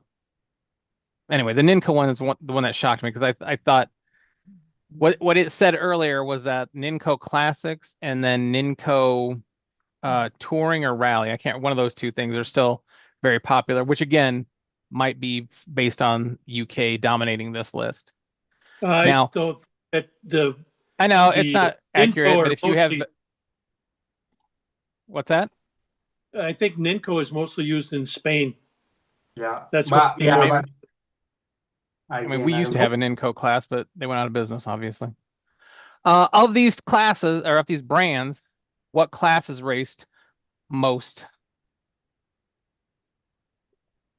Anybody? You know I it's think scale electric. So what I would be think the Gio most had scale it electric? with Group C for slot Would ed. be rally. Rally? Pretty Any sure, other yeah. guesses? Well, No? they probably don't know the difference between Scalextric and Super Slot and SCX in Spain. So if it was just going by the word Scalextric, then it would, Yeah. and it saw Spanish sites, then it got heavily skewed towards SCX, but called Scalextric. So that might have messed up some serious numbers there. No, it didn't, Greg. AI is smarter than you and me. So let's not question our AI overlords. Greg, what are you doing? This is how we get dead. All right. If I So had to of guess on those, Scalextric, it would be GT. GT3 I is would by think far Lamar- the most popular. Yeah. Group C, like Gio said earlier, second. LMP, Classic GT, and DTM Touring. So now, of course, this is just based on what's available on the internet. There may be clubs that have updated or changed their rules that I don't know about. But I just found that data's interesting. So thought I'd share it. What kind of surprised me is how you come up with all this shit, Jeremy. I What do really, you think of? it is inspirational. I mean, how you come up with these kind of questions and, all these kind of stats and things. I'm really surprised, man. I mean, I don't know if you're I've got clowning enough me to or do. you're serious. no, I'm serious. I I'm think he's serious. Okay. serious. It's the I'm corn. serious, man. It's the corn. See, if you were a scratch builder of slot cars, you would never have the time to do that. That is true. Go build That some is why I cars. can't race. Which was the number one club? Oh, the number one top club. Let me pull that up here. You want to take a look at the top 10 or something? Presto Well, Park I can't Slot see it. Club. I'm in the car, so So it's Presto. Presto Park Slot Club in Hevingham, Norfolk, UK. Can you share the prompt? Can you share the prompt, Jeremy, on the chat? That's a good. Sure. I'll put it in the chat. You're talking about put it in this chat or show it on the chat? Put in the chat that I Okay, can basically yeah. replicate. Sure. Did you have to refine the prompt at all, or did you just give it this? I then did let a it go? couple times because like the first time it gave me all the slot car clubs that were like 124th and all the HO, but since I don't really race those, I was like, well, I'm not really interested in what they do because my whole purpose for getting this is that our club is coming to the end of the year where we'll do our rules again. And I just wanted to compare like what I actually did was I said, find me the class that everybody is running. And then I was surprised by the scale electric one. I was like, what the hell? So then I was like, okay, well, everybody does run Group C. It's kind of the one thing that we all have in common because there's so many cars and they all run well. And I said, well, what's the one thing, if I was going to take all the data from every club that runs Group C, what are the one or two rules that they all have in common? And I wanted to kind of see what was a common thread among everybody. Okay, because these cars are really good. You just put them on the track and they're decent, and then your club decides, well, you can upgrade the motor. Well, that changes, maybe only one or two clubs are doing that. So I just wanted to get the general consensus and see if AI could come up with a rule set. So then I told it, make me a rule set based on what you see as the most popular rules for slotted Group C. And so then it spit out like 2 pages worth of rules for me. And I was like, okay, so if you wanted to have like the most unbiased set of rules for a club, you could have AI do it live so everybody could see what it comes up with and say, here's what we're racing this year, boop, and let it go. And just, it would be goofy, but you'd be racing the most popular rules across the world. And I was just trying to think of a way to get from this point, now that we have a tool that we can all communicate around the world, there's no general consensus of rules for a class. we'll never have that because every club wants to do their own thing and it doesn't work on our track and it doesn't do this. But you guys are, I kind of was inspired by you guys doing the proxy where you guys do have a worldwide race with one set of rules and it works, but there's no unified rule set, and that's where this whole thing started from. But And I'll it's never get also- these rules passed in my club, so they're never gonna go, yo, yeah, let's the AI make our rules for us. Sure, no problem. Well, even then, it's only what AI has access to, like you said, and how many Sure. clubs have a website and put all of their rules on the website. I'd say maybe a quarter clubs Yeah. do that. Yeah. Well, even when I limited it to the top 100, there are some clubs that only have like 22,000 forum posts, over the history of their club, which you think, well, that's a lot for some people, but that's not when there's, millions of posts for other clubs. So it's like years, 25, 30 years of club, yeah. Yeah. So that is how I came up with that. That is it. Imar, hey Jeremy, was Imar Yeah. in the list? I didn't even look. I doubt it. Let me see. Oh yeah, no, we're not. Damn it. Number 99 was Timaru, Timoru. I thought, oh, that's close. No, we didn't make the top 100. Your club didn't make top 100. No. Oh, No, man. come on. We're in the smallest state in the union. We're one of the smallest states. What? We probably made it top 100 in US, but we certainly not in the world. I mean, some of these UK clubs, they race every week, I think. What was the determining factor for the size of the club? I just said, give me if you look over in the chat there, that was the basic, what I narrowed it down to. How many US? So then it spit back at me that it looked at activity levels, recent forum posts, threads, and then any engagement they have, how often they have engagement, estimates to the number of members that have been in the club. But I mean, even if it says you have 50 to 500 members, you may only have 12 active members, but it doesn't know that. It's just looking at your whole history, online did it- presence, and diversity. When you put that into Grok, you'll see. You can do the same thing if you want and That's refine work. it more. You're making me do work. I just want to know where Far Out landed on the list. Far Out was, I said earlier, I think it was 11th. Okay, I missed that. And they How have many 15 to US 20. It says they have 15 to 20 active racers with 9 classes on rotating tracks, mostly box stock, ready to run. I assumed that was right. I looked at that, I was like, oh, that is actually pretty right. Yeah, that's pretty 15 to Uh, 20. Pretty good. 15 to 20. That's It's a not going to little be low. perfect. It's going to just guess Bigger than that. what it has. But like, there's also a big club, Great Lakes Slot Car Club in Chicago. I've never heard of it, but it must be big.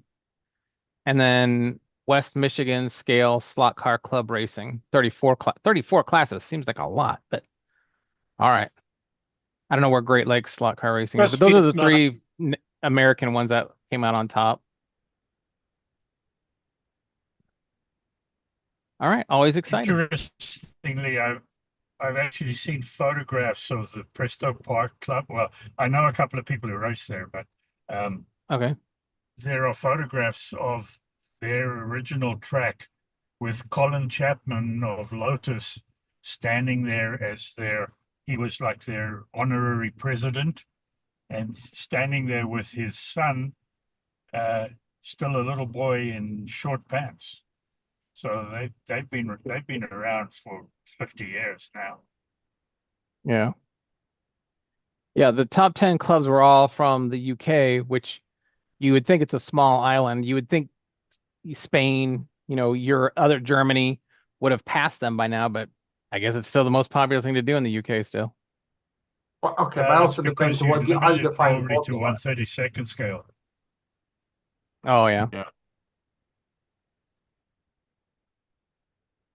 So yeah, feel free to use AI for goofy stuff like that, just to get data that there's no way it would have taken me years to collect all this data by doing it by hand.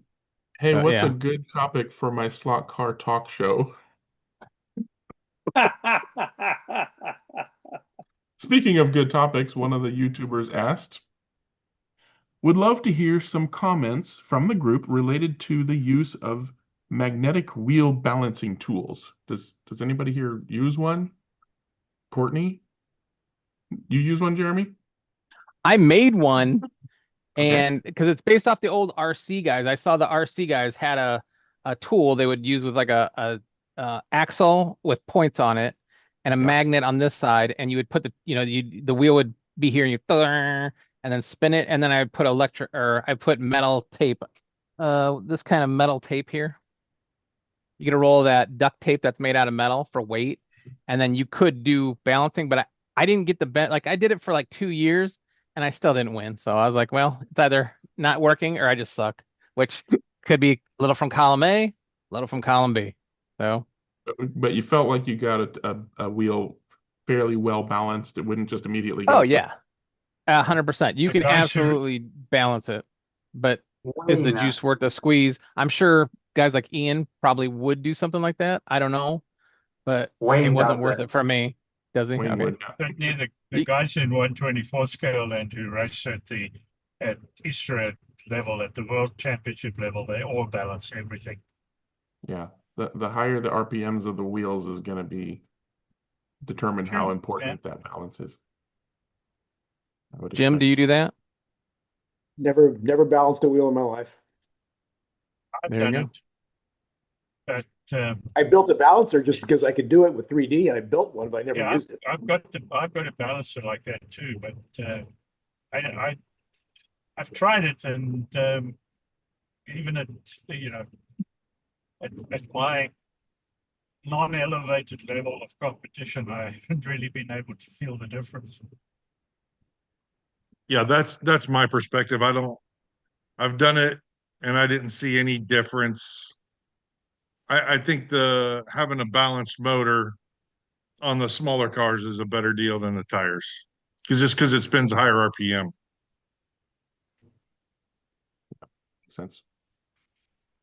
Like Jeremy said, not worth the squeeze for most of our 132nd stuff. But if you're running wing cars, probably want to do it. I mean, there are a bunch of basic things you should do if you're talking about balance, right? There's a lot that you can do without having to sit there with little pieces of tape and try and, because you're statically balancing, you're not dynamically balancing when you're working with one of those magnetic balancers. But you can, for example, use,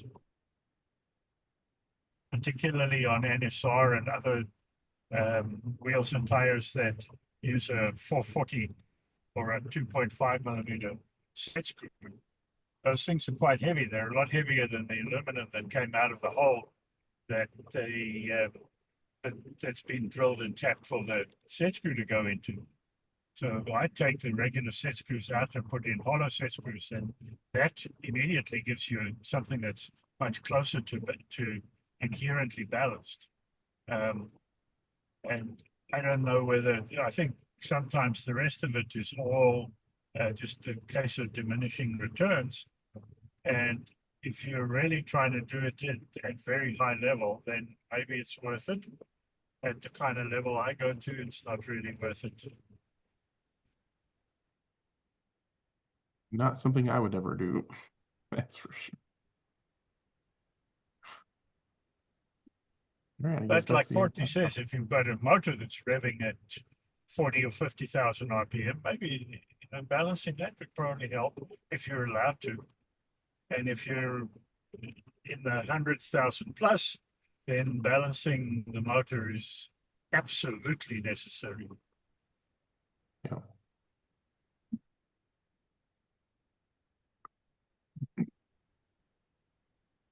I'm out of topics, so should I hit Google, ask for topics? No, I've got one actually. Oh, and John has had his hand up. I didn't notice. Go ahead, John, and then we'll get to Mike. Sure. I was just circling back on monogram track. So I thought I'd dig out a picture. Can you guys see that? No. Oh, Nope. hang on. Okay, hang on. Why is it not sharing? Hang on. Wait, let me try this. Pebkek. How's this working now? Is that it? You got it? There we go. Yep. Okay, there you go. So this is, yeah, just to see the difference between Revell and Monogram. Monogram has a nice straight seam. It's just almost seamless when you put it together properly. And the only other real issue with Monogram is these guardrails get broken really easily on the borders. But otherwise, it's just, if you take a look at the, I don't know if you can see the surface, but it's absolutely lovely.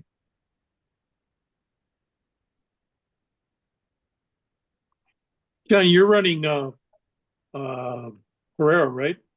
Yes, I am. Yeah, but I have a Monogram set that I put together carefully and tried, and it was so tempting to just go and buy a whole bunch of vintage Monogram stuff. But What's the lane spacing? oh, it's very similar to Carrera actually. 90 millimeters or 100 millimeters rather. 3.5 inches. 3.5 inches. Yeah, because you can run 24th scale on them as well. Yeah, but it's really delightful. Interesting. Hey, Mike, what you got? From 60 years ago. What was that? No, I just said from 60 years ago, it's still nice. And still works well. Yeah, and to your point, Dewan, the polymer they used is really stable. Go ahead, Mike. Garth actually emailed me and asked why don't more people use silicone tires? And I gave him a couple of standard ones. It's first of availability of sizes and stuff like that, to overall diameters and that. But Jeremy, you use silicone tires, right? I love silicone tires. Yeah. Why do you? We have. Oh, because the grip is so much better. It's not even close. But the problem is that I've always thought there's a couple of reasons. One, once one member goes to silicone, everybody has to go to silicone. Two, once you sell a pair of silicones, you probably don't have to sell a pair to that guy again for another 10 years. So why, and then three, the old timers who figured out how their Turing machine works, they've got magic voodoo that works and they get this sticky grip. They don't want to go to silicone because all of a sudden the playing field's level again. Those are why I think silicones are not accepted, because they are way better. It's not even close. And then you see, like when they had in Michigan, the Michigan race where NSR kid showed up and he won it on silicone tires, but they raced rubber there. It's like that made the field for me. It was like, oh, the field's even. He was a better driver and he had the right tires and he destroyed. But then when he was in LA, he didn't have the magic sauce for the tires they use and the grip and all this. And I think he didn't finish as well. So I just think it evens the playing field and it's easier to just put them on, glue them on, and you're ready to rock and roll. But I've been wrong before, I was told. Those things are all right, and I don't disagree with them. One of the reasons that I don't like silicone, because they're so hard, pretty much impossible to true, you can't really have box stock classes with no magnet and plastic wheels. We do all the time. And how do you manage wheels that are not concentric to the axle? Well, first, how bad are the wheels you're getting? And I'm saying, yeah, it happens. Sometimes you get like wheels that are just a little lumpy, and you true them before you put them on.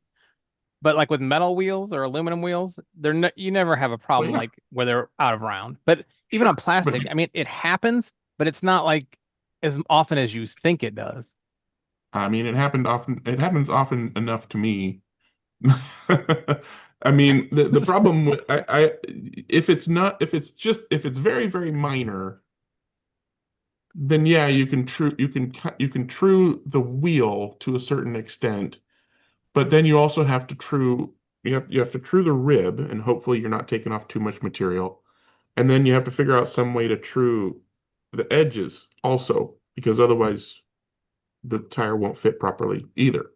So you go through this complex truing method for a wheel, and then the tire that's designed to fit a wheel that hasn't had any material removed doesn't fit right. What in my experience, your mileage obviously varies. plastic wheels, I'd say quarter of the time,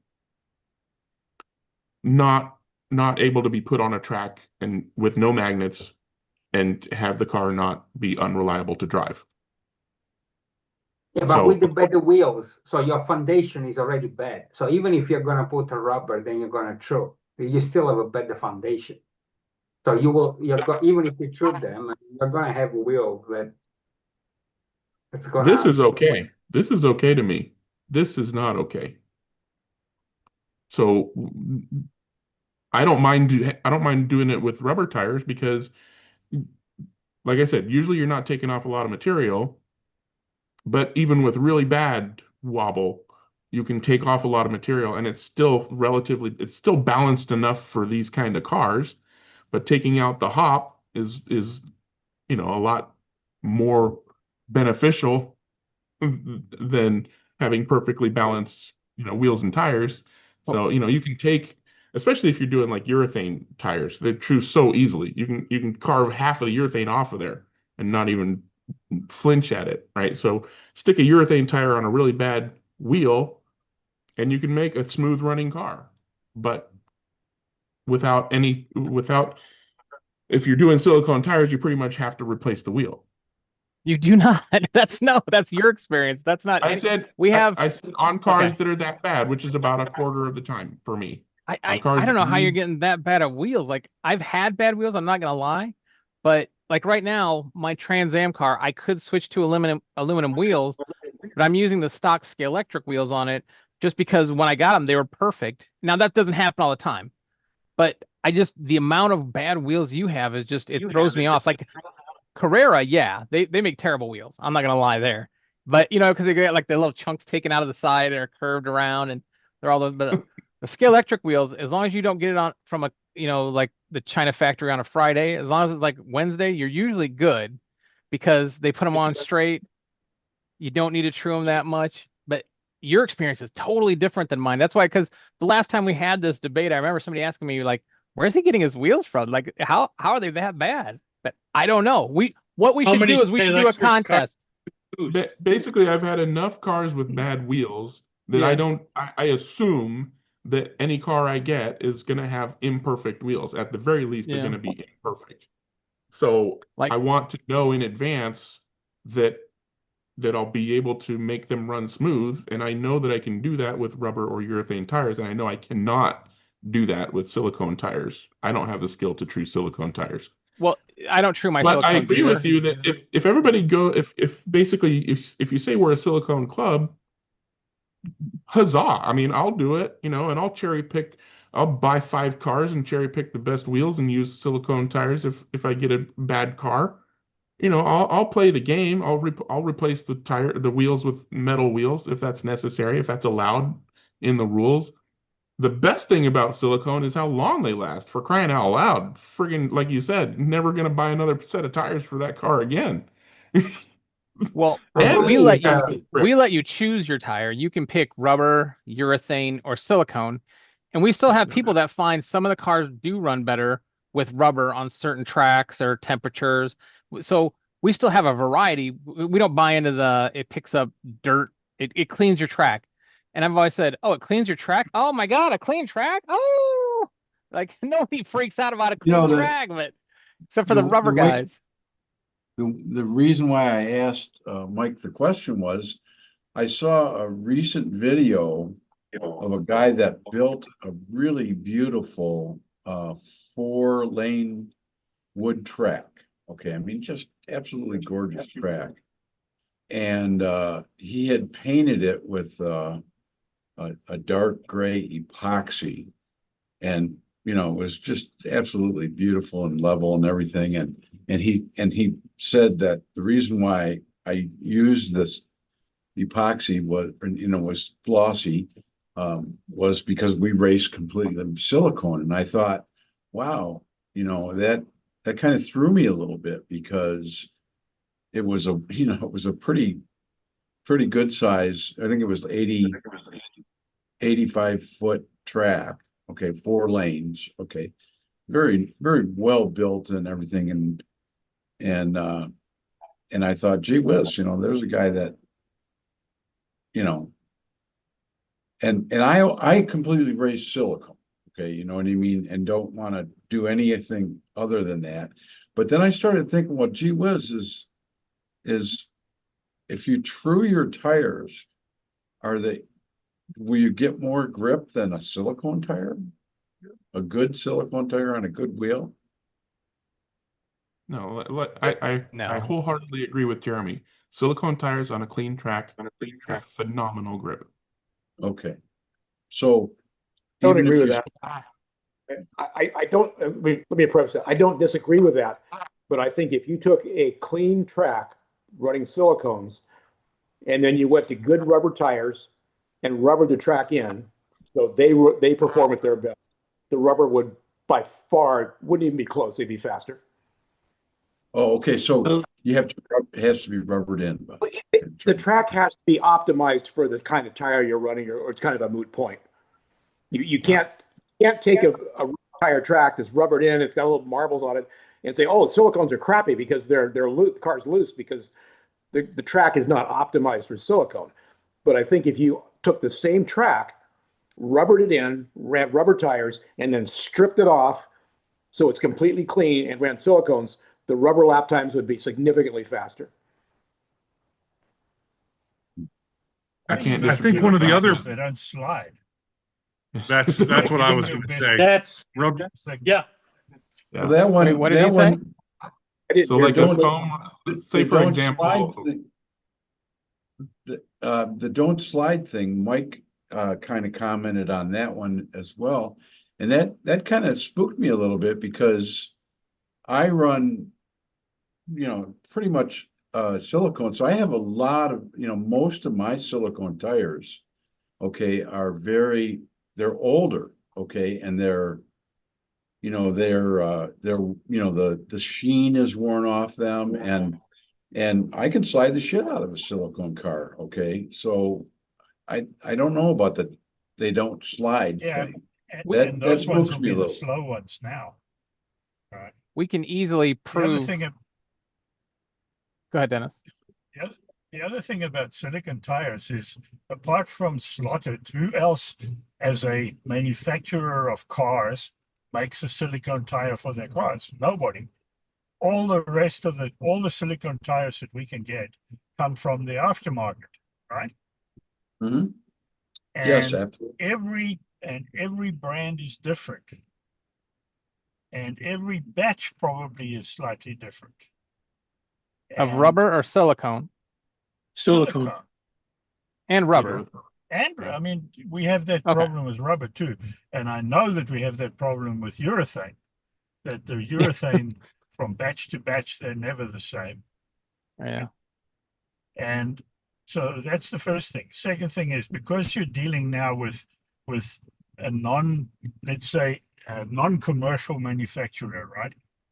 Or a lower volume manufacturer, you're very dependent on the accuracy of the casting of the tire, because you cannot, with any kind of success, true the silicone tire. So if they're not cast perfectly concentric, you're not going to get rid of it.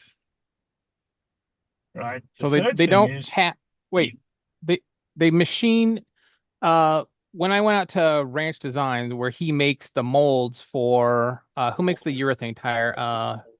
Who's the guy in America that makes the urethane tires? Paul Gage. Paul Gage. He made the molds for Paul Gage, and I was like, "Well, wow, that's amazing. How do you do this?" And he showed me the whole process, where he takes the actual, like, the slotted wheel, measures, gets the CAD drawing, gets it in there, mills it, and then they have an exact wheel that they then base the tire off of.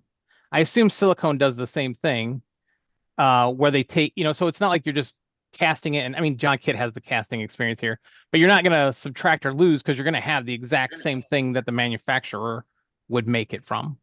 But they don't come out of the mold exact. You know, in HO, Well, neither does rubber, but it may be a little bit more critical in HO because the cars are so small. But super tires are very good, and I'm sure they make them like that. They have machined molds or however they do that. So they're a high quality company, even like you said, they're a small company. Sure. We would buy 10 pairs at a time to find ones that work better, not ones that work good, you're going to find a tire that works better than the other one. So we would go through 8 or 10 pairs just to find the best one. And now, again, we're talking about getting You'd have that to last deal with tenth the of a flat second. sidewalls and the square corners. But when you have to deal with the top level, the we had sidewalls and the square edges, right? pairs to find a good one. Did they finally start in HO casting the sidewalls for you so you didn't have to trim them to get the edge off the corners? Don't, but some Okay. true. I think some of the super tires have the round edge on one side and a flat edge on the other. Yeah. That's the way the 1/32 come. I just wondering if the HOs came that way also. Well, a lot of the HO guys put the rounded edge on the outside, and that's not where you're supposed to put the round edge. It goes on the inside because when the car slides, it goes over the rail, and you want it the round edge to hit the rail, not the hard edge. And how do you get the sharp edge away? All right. We never did. I spin the wheels up with a razor blade and then cut it off. Okay. But I mean, I'm only taking a little bit, but they also make them round now, Yeah. so I don't have to worry about it.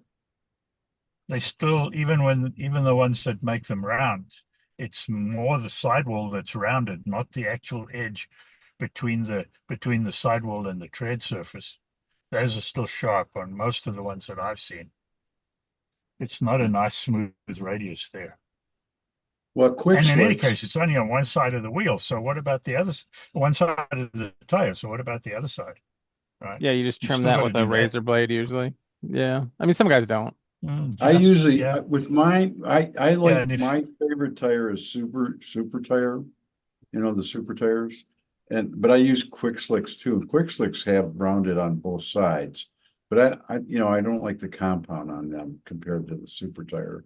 But what I do is I run them in. Okay, I put them on a truing device, and then I run them in with a scruffy pad, I radius off the sharp corner, Dennis, that's on the inside as much as I can. I Yeah, don't make yeah. it exactly round, but I take a lot of it off with the scruffy pad and like water Yeah, or yeah. and just really do a long run of that. Okay, and that's Sure. And by the time you're done, I've done 5 sets of rubber tires. Yeah, but he did it once in 20 years. You've done I it think- every year. So there's a difference. You do it once for every car, right? Yeah. But another issue, and this is a personal issue. Anyway, I mean, brings up facts. there are a lot of guys who run silicone tires and a lot of clubs that run silicone tires. So, it's just a different way of doing things. If you were running on plastic, maybe, or if you're running with magnets, silicone tires make a lot more sense than rubber sometimes. Actually, Well, I also found foam that, tires. Foam tires that are dipped in silicone, even better, but we can't do that in our club. yeah, I found that the silicon tires were a problem because when you got magnet racing, you want the optimum diameter to get them as close as possible to the track.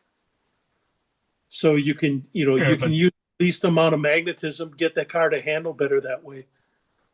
True. Yeah, sure, And but but- then, the problem I had is I would get, like 2 to 3 millimeters of clearance as a result of using the diameter that came stock for that car. Mike, And, that's you know, 100% true. But like I said earlier, is like the guys that are tire wizards and know the voodoo and can do that kind of stuff do have an advantage with rubbers because they can get it working like that. But if everybody in your club had the lowest slotted tire silicone, nobody's truing it to get an advantage like that. So you're all racing at the same height. That's the difference. Sorry, John Kidd actually has a question. Go ahead, John. Well, no, I think I've shown this before, but if you wanted to cast silicone tires for any car in your club, it's really easy to do. And I think I've shown this before, and I'll share it again. So if you even want to use silicone, you can cast silicone in silicone if you use a release agent. I'm casting urethane in silicone. And as you can see, what happens is, hang on a minute. These are Ninco tires. They're Ninco Classic tires, and then they just pop out. You don't even have to do a 2-part mold. And there they are. And those are my wheels as well. But Have you checked the concentricity of that? I mean, if they're round, yes. Yeah. They appear Yeah. round, No, John. No, Well, concentricity is obviously with they the look axle. round, but I mean, are they concentric to the axle shaft? There you Yeah. go. Yeah. Well, again, they're as as long round as as the As the Sorry, go ahead. plastic is. they're as Yeah, round well, as not the only that, original tire was. but also, yeah, if your original is good, then your copy will be good. That's the bottom line. So, if you wanted to even do it for your own club, it's not that difficult to do. And that's Well, why the- the good Now- silicone tires are made by Here's what I companies who do a steel master. They do Yeah. a metal master, not And then So- vacuum pressure it Well- and get all the bubbles out. Well, yeah, but no, and that's like a higher volume, Greg, for sure. Yeah, absolutely. So The- on the other wood tracks, I like the tires- silicone, but on like Ninco track, silicones were terrible. I'm not gonna lie, because of all the bumps and dust that settles in there, silicone and Ninco just didn't work for me very well. It worked, you could drive it, but it was not. Rubber was way better. I assume the same is gonna be for polycar too. Yeah, I suspect. It's interesting. When I first started, I tried silicone tires, and I had the problems, of course, that it was hard to get the correct height of the tire to get the magnetism correct. And you can just pile on magnets, but it's not. You pile on magnets, it's not linear. I mean, you don't have any measurement of how much. It's difficult to get an accurate measurement if you're using magnets like that. And also, after I You have a stopped magnet, using Marshall? Do you have a magnet, Marshall? that was Okay. before I had a magnet Marshall, but still, it was difficult to set up the cars, and I was pretty good at using the least magnetism possible for to not slow the car down on the straight. But at any rate, I tried using silicone tires a number of times, and every time I put rubber tires on, the cars went faster, even with the same diameter. So but I was racing strictly on scale electric track, so I don't have any other reference for that. That's a good question. Can you elaborate on that? Is silicone slower on scale electric? Is rubber better on scale electric because of the? That's been my experience. I have a couple of the old Porsche Ghost cars that I've got that are still running silicone tires, and it just occurred to me right now I should get rid of them because they're probably pulling up the rubber from the track, especially on the outside lanes. So I'll take all the silicone tires you got. Okay. Yeah, I'll take all the silicone tires you got. well, But on scale electric sport, some of them are on now like this. Revell and wood, silicones here just dominated on those three types. They just didn't dominate on Ninco. And I just think it's because of the pitting. But I think there's a hierarchy. I think urethanes are the worst. I mean, if your club forces you to use urethanes, you have to use them. That's what you use. And then rubber's better, and then silicone, and then foam. That's the order that I would pick if I had to choose. Well, foam has its own issues. I mean, the track's got to be prepped for foam. Foam, sorry, dipped in silicone, where you use that flowing silicone and get them garbled or garfled or whatever they're called, garthed. Silicone capped foam you're talking about? Yeah. The guys in our club that have scratch filling, they switch to that and they just fly. It's like, and then the foam absorbs, it's like a shock absorber, and it's beautiful. You're getting compression in the tire, which you don't typically get with a pure silicone tire. Right. So you're getting the advantage of the silicone with part of the advantage of the rubber or foam where you have the compression. That's true. Well, if I ever have a car that no matter what I do, I can't get traction out of it, I'll put scale auto foams on them and then prep them with a little bit of goop before each race. and they always are faster. So what I was saying So earlier foam- is we could prove this by having Courtney set up a proxy series where you can pick foam, urethane, whatever you want, and let's find out what is the real dominant. And it should Too be many easy to variables. calculate. No, There's no way you can do that. Do it. I mean, I know Dennis nobody and, would let you do it. I know. Dennis and I can Ron- tell you right. I can tell you Dennis- right now, I've done it. Our big track started with rubber tires, then we went to foam tires, then we went to silicone tires, and I would test everything on my home track. Foam tire, and my track is prepped for rubber. Everything is faster on foam tires. Yeah. Yeah, right out of the box, you do have to prep them with a little bit of glue stuff. I mean, I don't, but that's You fine. don't. No, I either put some lighter fluid on them or That's what we Yeah, want. just that's what I mean. The Scale Auto stuff that you can put on them is what I use. But yeah, but and they what give I normally do is I just great hit them with the tire truer, and then run them on the what do you call it, the double sticky tape, and yeah, foam tires are definitely faster. What else you want, Jeremy? Rubber Twinkle, twinkle. versus silicone, which was better in a proxy? The only way to do what Jeremy wants is like Courtney was saying, you got to run rubber first, or foam rubber, and then hard rubber, or vice versa, and then scour the track, get the chemicals and the scouring out, and get it down to paint, get it down to resin or whatever your surface originally was with no rubber anywhere, then run silicone tires. Who's gonna I do will that? never do that. Nobody here. No nose goes. Nobody Greg's in doing the it. whole country with a There's rubbered no- in track want to clean all the rubber off. There's no point in doing it either. Well, I could start with the silicones on my new track because Yeah, but it's got not that rubbered in. texture. Yeah, I know. That's the other part of it. Yeah, I, silicone's you know, the best so- Mike, I might pay you to do that, okay? Because I am very interested in polycar. Your new track is polycar, right? Yeah, I it is. I would love to know what like a super tire, how that would do on that polycar track. Well, You won't like the I results. can do that. I'll take well, there should be plenty of Group C cars that have silicone tires available, right? What's your preference? The F40. Oh, of I don't course. know, just Mike, No, I I can mean- send you one of my old cars that I used to win races with that still has the silicones and it's still built. I could send that to you if you want to try it out. Sure, that's fine. Do you have And what- do you have a what kind magnet of limit car on your would you like track? to get? Slot it Group C. Okay, yeah, that's fine. I mean, Yeah. we could try that. Yeah. Yeah, if you want to do that, and then I'll put a set of my well, let me tires that let me I've tell you, got on the Group Cs that I run, and run it. here's the interest for me, okay?